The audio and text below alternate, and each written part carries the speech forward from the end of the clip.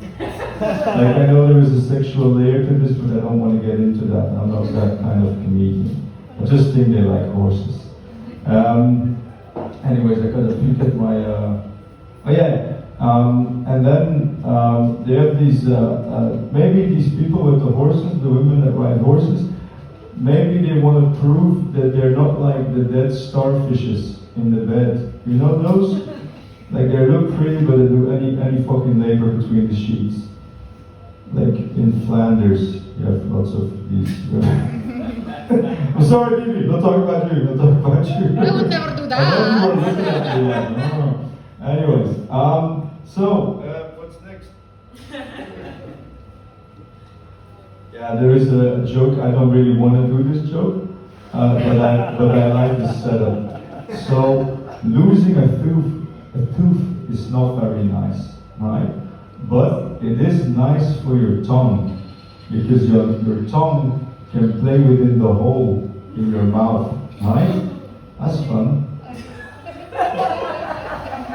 I like to play with other holes. Yeah, that's why. You see, that's the best punchline could come up with, but I don't like it. I like the setup, as I said. You know those people that say, don't toot your own horn. You know those people, don't toot your own horn. I'm like, I will toot my own horn. I toot my horn whenever I want to toot it, right? I'll toot any horn. Yeah, let's toot some horns. You see, that's also like the sexual area I don't like. I look like one of these obnoxious Netflix comedians I hate. You know, sex actually makes me quite sad. Yeah, I'm sad. Sorry if you came out for a good time. I'm tired, I'm sweaty, and I don't want to be here. But Christian is paying me lots of money, so I'll just crack on. Oh yeah, you like this one. So in the news a few weeks ago, police somewhere, they caught like a network of pedophiles. Right? That's a good thing, right? We don't like them. Yeah? Yeah, let's hear it if you hate those people. Yeah! Yeah, if you don't know what I'm talking about, some people call them pedosexuals. Now that's for all the woke people out there. But no, so there was a website, I imagine on the dark web, and they had 70,000 videos of, you know, that sort of vile, disgusting clips. And I heard, apparently, it was done very professionally, so when you prepare, I was never on the site, just, you know. But if you clicked on a video, you had like the Pornhub intro sound, you know, like the. So at least the guy in the marketing department knew what he was doing.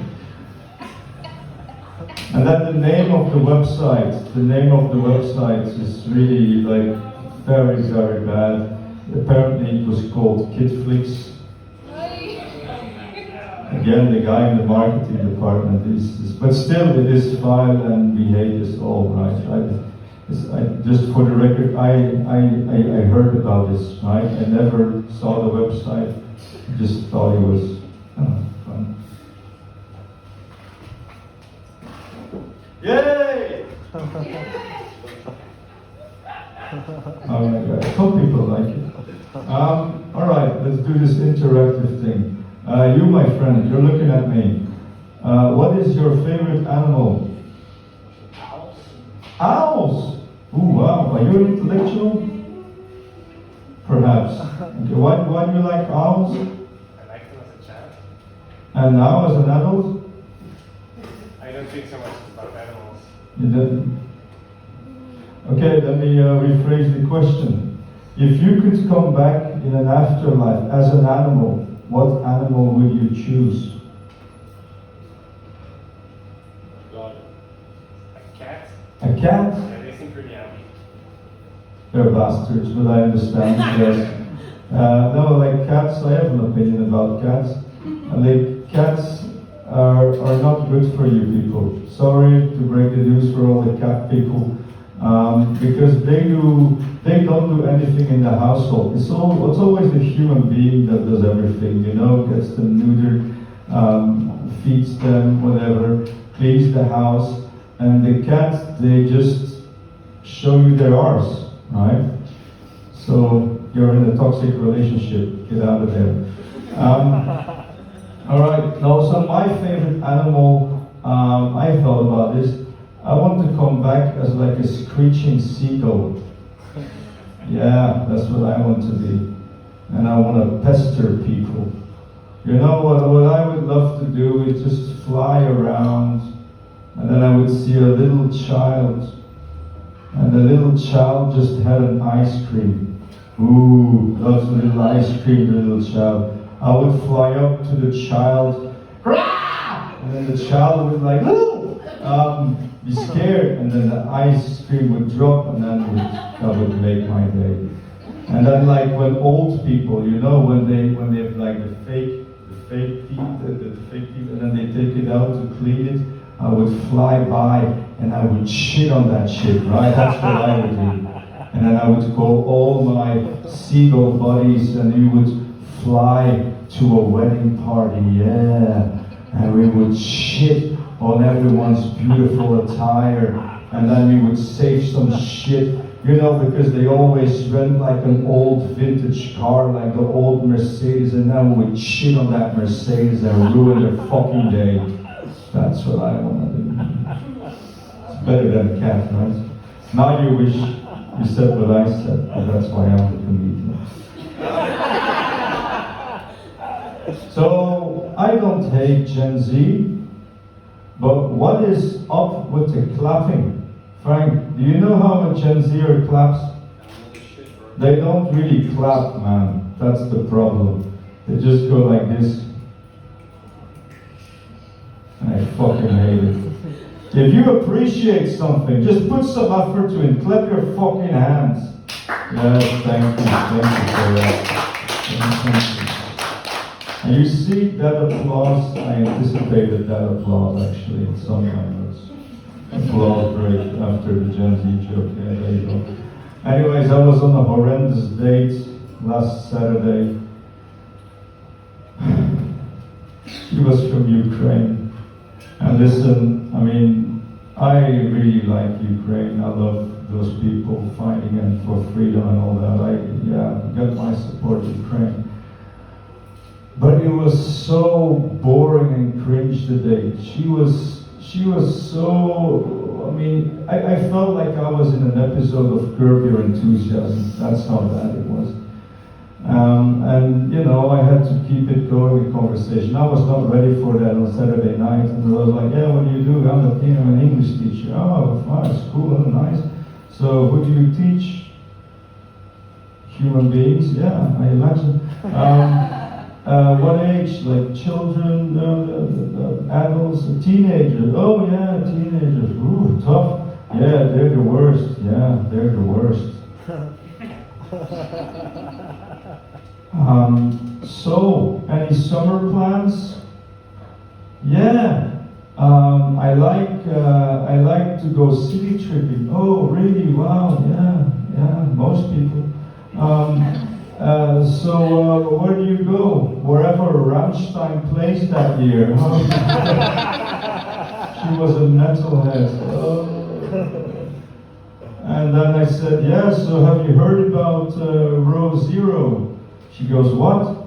Like the singer likes to rape his female fans. She was dumbfounded. She was oblivious to these rape allegations. And she was like, yeah, he can kiss me. I'm like, oh. So yeah, that's a great date story I had. But I'm still gonna see her again because she loves skull fucking. So yeah, what do you want to do? All right.